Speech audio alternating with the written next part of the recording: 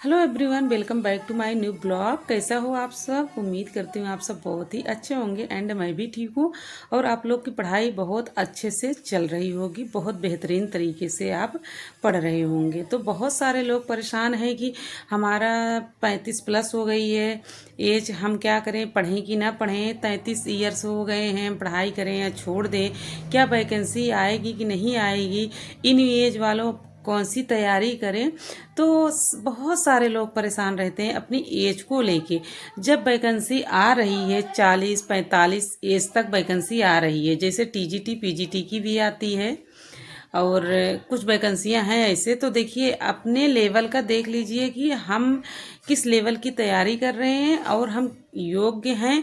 तो आप अपनी पढ़ाई अभी भी कर सकते हो। सपने पूरे करने के लिए कोई, हम समझते हैं एज वेज कुछ नहीं होता है। वे एज मत देखिए कि हमारी एज इतनी हो गई है, हम अब कर पाएंगे कि नहीं कर पाएंगे। एज के हिसाब से तैयारी होती है। कुछ टाइम होता है कि इस टाइम में पढ़ा जाए तो ज़्यादा अच्छा होता है, बाद में कुछ नहीं होता है। सपने पूरा करने वाले जो है ना, वो कभी भी पूरा कर सकते हैं, क्योंकि 50 साल तक वैकेंसी आती है। और अगर टीचिंग लाइन में है तो 40-42 तक आती है। और जो अदर कैटेगरी वाले होते हैं उनकी छूट भी होती है, 3 साल 5 साल इस तरीके से छूट भी होती है। तो आप क्यों नहीं कर रहे हो तैयारी? क्यों इन सारी चीज़ों में आप परेशान हो रहे हो कि मेरी एज इतनी हो गई, हम पढ़ नहीं सकते हैं, क्या कर सकते हैं। अब हमारा लाइफ तो यूँ ऐसे ही चला जा रहा है। हमारे पास बीएड है, हमारे पास डीएलएड है, हमारे पास एमएड है, बहुत सारी तरह तरह की डिग्रियां आपके पास हैं। लेकिन आप इतना उलझे पड़े हो इस एज को लेके कि हम पढ़ें अब नहीं पढ़ें, अब चीज़ हमको समझ में नहीं आएगी। अभी भी आप जीरो लेवल से आप तैयारी कर सकते हो, जहाँ हो वहीं से तैयारी करना अपना स्टार्ट कर दो। ये मत सोचिए कि मेरी एज कितनी है, एज मत देखिए। आप अगर किसी में 50 मांग रहा है, किसी में 42 मांग रहा है, तो आप क्यों नहीं तैयारी कर रहे हो? एज देखते देखते निकल जाएगी और आप तैयारी नहीं कर पाओगे। इसी में उलझे पड़े रहोगे कि मेरा एज क्या है, और यूट्यूब पे सर्च करते रह जाओगे कि इतने एज वाले कौन सी तैयारी कर सकते हैं, क्या कर सकते हैं। अपना एक टारगेट बनाइए कि मैं इस वैकेंसी में फॉर्म फिलअप करूंगी या करूंगा, और इस वैकेंसी को हमें निकालना है और एक जॉब लेना है। और उसमें आप देख लीजिए कि इसमें आयु कितनी है, कितनी छूट दी जाएगी, कितना क्या। बस आप लग जाइए, जहाँ है वहीं से अपना स्टार्ट कर दीजिए। आप तो ऐसा नहीं है कि आप बूढ़े हो गए हो तब आपने जागा है, आप अभी तक सो रहे थे, ऐसा तो कुछ नहीं है।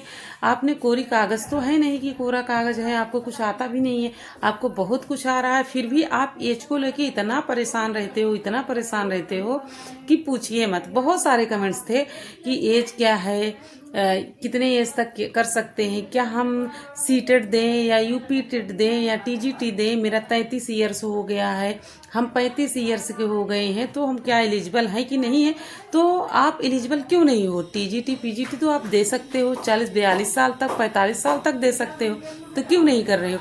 अभी मैं इसके पहले आपको बताती हूँ कि चंद्रा में एक टीचर थे, पढ़ा रहे थे, उनका देहांत हो गया था। जस्ट उनके देहांत के पहले ही उनका आया था, ज्वाइनिंग लेटर आया था, शायद टीजीटी पीजीटी में आया था। तो सोचिए, और वो संस्कृत पढ़ा रहे थे वो सर।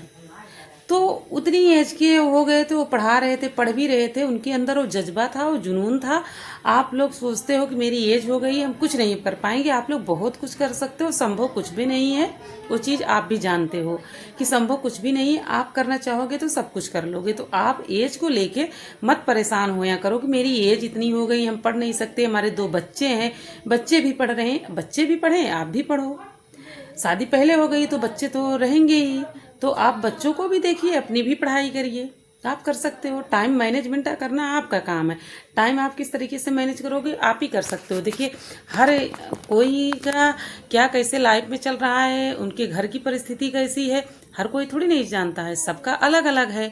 तो आप अपने अकॉर्डिंग अपनी पढ़ाई तैयार करिए, अपने हिसाब से आप पढ़िए, अपना एक शेड्यूल बनाइए, अपना एक टाइम टेबल बनाइए कि मैंने इतने घंटे में मुझे, मतलब इतना 24 घंटा में मिल रहा है, इसमें हमको कितना टाइम पढ़ना है, कितना टाइम बच्चों के साथ देना है, कितना टाइम हमको कहाँ जाना है, वो आप ही तय कर सकते हो। आप कोई नहीं तय कर सकता है। और आप चाहे लाखों हजारों पता नहीं कितनी वीडियो आप देख लो मोटिवेशन की, लेकिन अपने अंदर जब तक मोटिवेशन नहीं लाओगे तब तक आप नहीं कर पाओगे।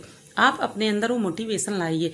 पहले मैं भी ऐसे सोचती थी कि मॉर्निंग में उठ के चलो पढ़ लेते हैं, नहीं होता था। लेकिन मैंने जिस दिन से सोच ली कि मुझे मॉर्निंग में उठ के पढ़ना ही पढ़ना है, तो मैं पढ़ रही हूँ। एक बार तो होता है कि चलो नहीं उठेंगे आज, लेकिन मैंने तुरंत उठती हूँ, तुरंत मैं उठती हूँ, फ़ोन को अपने दूर रखती हूँ, फिर मैं उठूँगी ज़रूर। एक बार मन में होता है, आलस आती है, आलस हमें भी आती है। एक बार किसी भी काम को थोड़ा सा अगर स्टार्ट करोगे ना, थोड़ा सा लगता है कि कष्टदायक है, ऐसा लगता है। लेकिन नहीं, आप करने लगोगे तो हर दिन करना स्टार्ट कर दोगे। अगर नहीं करोगे तो नहीं हो पाएगा। एक बार मन हारता है, लेकिन मन को आपको जीतना है तो आपको अपना कंटिन्यू वही काम करना है, करते रहना, स्किप नहीं करना है। पहले तो मेरी पढ़ाई बहुत अच्छे से होती थी। मैं सुबह जब चाहती थी तब उठ जाती थी, बिना अलार्म के उठ जाती थी।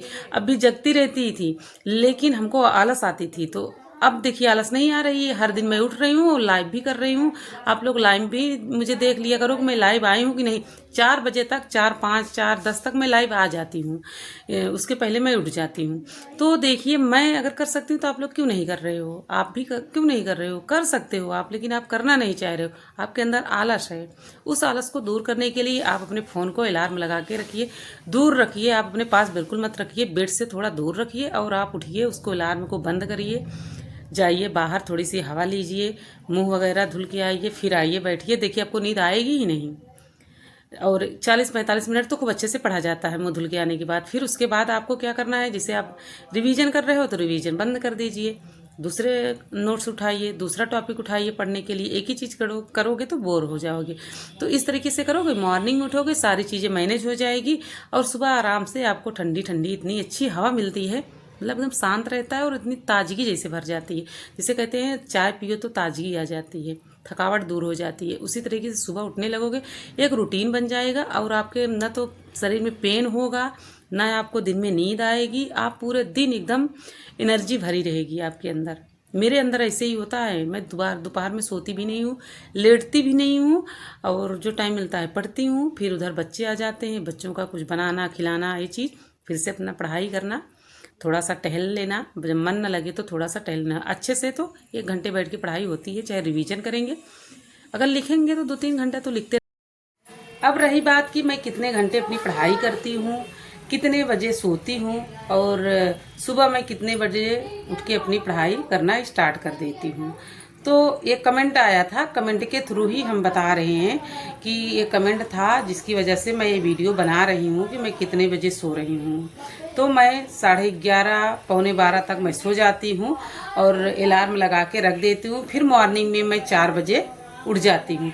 जब मैं इधर 11:30 बजे अगर सो जाऊंगी, तब उधर मैं 4 बजे का अलार्म लगा देती हूँ। अगर 11:30 से पहले अगर मैं लेट गई तो फिर मैं 3:45 का इस तरीके का अलार्म लगाती हूँ और अपने बिस्तर से दूर रखती हूँ, ताकि मैं तुरंत उठ जाऊँ। एक बार तो आलस लगती है कि चलो अभी ज़्यादा टाइम है, अभी कर लेंगे, लेकिन मैं आलस फिर उसको तोड़ देती हूँ और उस आलस को तुरंत उठ जाती हूँ और उठ के अलार्म बंद करूँगी, बाहर निकलूँगी, थोड़ी सी हवा लूँगी, फिर आ जाती हूँ। 1 मिनट का हवा, ज़्यादा नहीं कि हम वहाँ पे जाएंगे 2-4 मिनट, 2-4 मिनट नहीं, 1 मिनट जाके बाहर थोड़ी सी हवा लेके मैं आ जाती हूँ, मुँह धुलती हूँ, फिर उसके बाद आ जाती हूँ, तुरंत अपनी पढ़ाई करने बैठ जाती हूँ। इसी तरीके से मैं पढ़ाई करती हूँ और मेरा कोई शेड्यूल नहीं है कि मैं कितने घंटे पढ़ती हूँ, कुछ फिक्स नहीं है, मैं फिक्स नहीं की हूँ। और कभी कभार रिकॉर्ड करके आप लोग के साथ शेयर भी कर देती हूँ, क्योंकि ये सोशल मीडिया का ज़माना है। लोग देखना चाहते हैं कि आप कितने घंटे पढ़ाई कर रहे हो, लेकिन ये चीज़ गलत है। ये चीज़ देखना चाहिए कि आप कितना एक दिन में कवर किए हो, कितना आप पढ़े हो, कौन कौन सा टॉपिक पढ़े हो, क्या चीज़ आपका तैयार हुआ है, ये सारी चीज़ देखना चाहिए। लेकिन इस सोशल मीडिया पे अगर कोई दिखा देगा कि हम आज 15 घंटे पढ़ाई किए हैं, तो लोग सोचेंगे कि अरे पूरा दिन ही पढ़ाई की। लेकिन ये नहीं होता है, आपने कितना पढ़ा है ये मैटर करता है। तो मैं ये चीज़ से दूर रहती हूँ, कभी कभार कर देती हूँ क्योंकि लोग पूछते हैं तो मैं थोड़ा सा दिखा देती हूँ, बट ज़्यादा कुछ नहीं। और 24 घंटे में मेरा टारगेट है कि हमारा जो एक शेड्यूल बना है, जो मेरे चैप्टर से हैं, जिस सब्जेक्ट के चैप्टर से हैं, जो टॉपिक है, उसे हमको कवर करना है तो करना है, चाहे उधर 12 ही क्यों न बज जाएं। देर नाइट में सोना और मॉर्निंग में फिर उठना ही उठना है।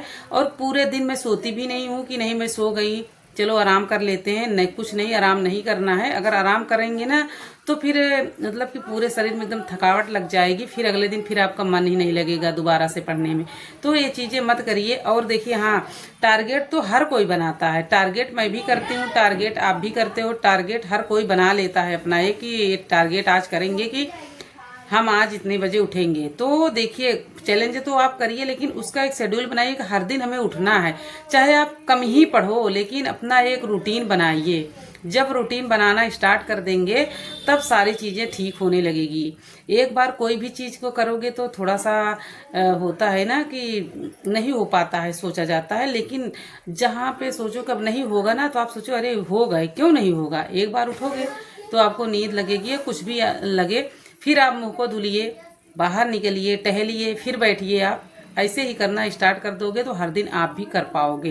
पहले मैं भी नहीं कर पाती थी, जब करने लगी तो मैं सब कुछ मैनेज कर रही हूँ, कर ले रही हूँ। तो आप भी कर सकते हो, आप जरूर कर पाओगे। आप करके देखिए एक दिन कि आज आप अलार्म लगा के रखिए कि मुझे आज 4 बजे उठना है, और आप उठिए, अपने बिस्तर से दूर रखिए अलार्म, और उठ के फिर बंद करिए। बंद करने के बाद अलार्म आप बाहर निकलिए, मुंह धुलिए, थोड़ी सी हवा लीजिए, आ जाइए अपने बिस्तर पर, मत बैठिए, आ जाइए अपना जहाँ पढ़ने का बनाए हो, बिस्तर पे बैठे हो तो बैठो, लेकिन आप आरामदेह जगह मत बैठो, नहीं तो आपको आलस आ जाएगी। आपका जहाँ पे पढ़ने का बना के रखे हो, हर कोई के यहाँ हर चीज़ें उपलब्ध नहीं हो पाती हैं। तो आप अपने हिसाब से देखिए हमको पढ़ाई कहाँ पे बैठ के करना है। और जैसे आपको ज़्यादा आरामदेह मिलेगा ना तो फिर नींद आना स्टार्ट हो जाएगा।